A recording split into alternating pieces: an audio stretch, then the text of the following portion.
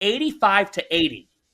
An 85-80 win for Alabama, in which they showed us something. And Rob Dalster, we were texting about it during this game. What is that something that Alabama showed you tonight? Grit, toughness, physicality. I thought that the biggest concern here was they would get blown up defensively. They would get blown up on the boards. They wouldn't be able to handle just the Houstonness of Houston, right? And anyone that's watched this team play over the course of the last 6 or 7 years under Kelvin Sampson understands what I mean by that. And I thought that Alabama was actually, especially in the second half, the tougher and more physical team. Like Mohamed Diabate set a tone out there tonight, and he was getting rebounds. He matched them athlete for athlete. He blocked a couple shots that was ridiculous. He got on the floor, got a couple loose balls, a couple 50-50 balls, and I thought that was what the difference was in that game. Because Mark Sears, his numbers look good at the end of the day, but a lot of what he did was at the foul line, and I think he hit 3 threes late. There was one point where he was 1 for 9 from the floor in this game. I don't think LeBaron Filan was as good as he was against Illinois.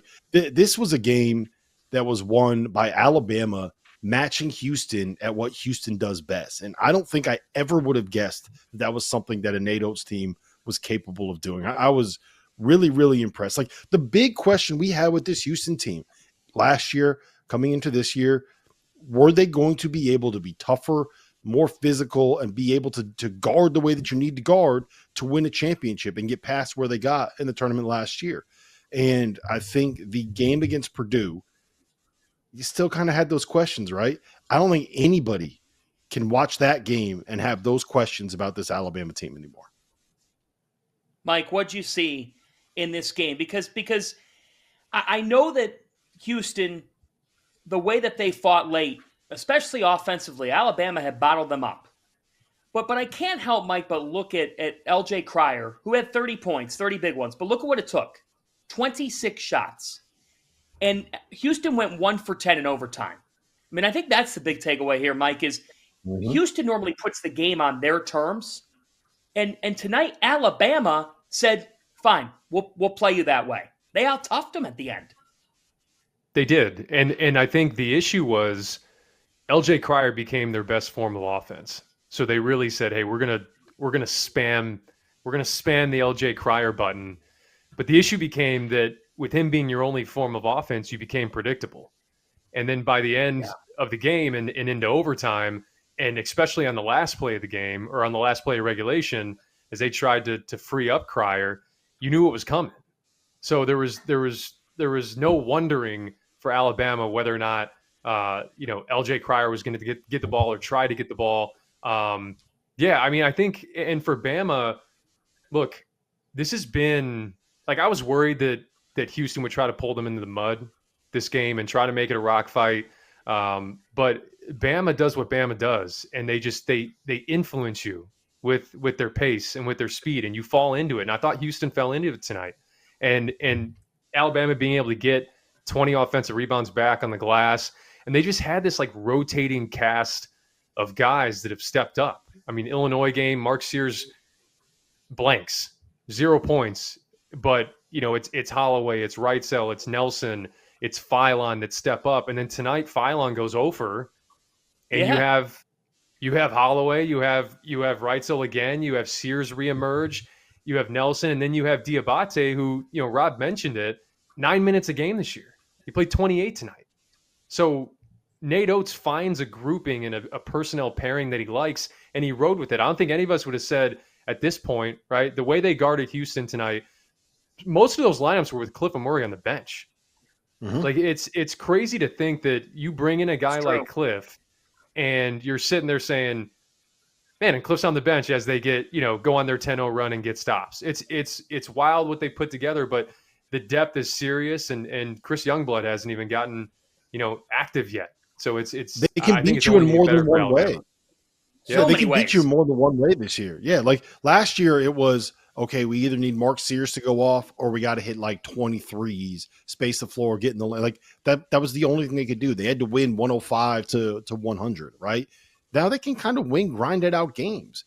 And we thought that like the addition of Amori was going to be a game changer, and it hasn't really been him. He hasn't really been all that No. impressive so far through the start of the season. And I think it is the Darian Reed kid has been really good in flashes. He wasn't great tonight, but he's been good in flashes.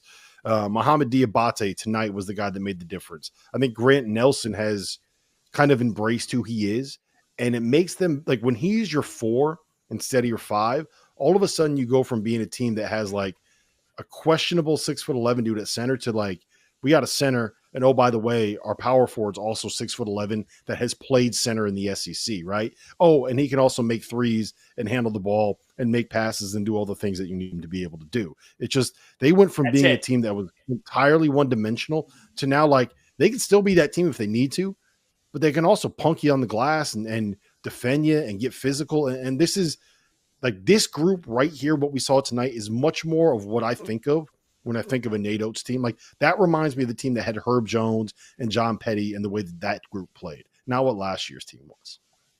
That's it, Jeff. Rob just said it. Grant Nelson embraces his role. Mohamed Diabate tonight comes up with 10 points and 16 rebounds in this game.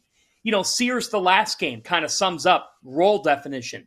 It does feel like that across the board, it's not just that they can beat you more than one way. They could beat you more than about 5 or 6 ways, Jeff. And it feels like that's all Nate Oats and what he looks for on a team. Well, I think there's also depth and competition for playing time and guys not having to play extended minutes. I think that might have been it for Sears too, right? Like he doesn't have to play as much now. It's going to help him in the long run because, frankly, he was everything for them a year ago. Now it's going to be much tougher to figure out how to defend this Alabama team because they've got so many different weapons. And then you add Youngblood, who Nate Oats has told me over and over might be his toughest guy on his team. And I was texting with Nate tonight because, I chose the Kansas Duke game over Alabama, Houston. But, I said, what was the big difference? And he said, rebounding. We out-rebounded him by 9. We outscored him at second chance points.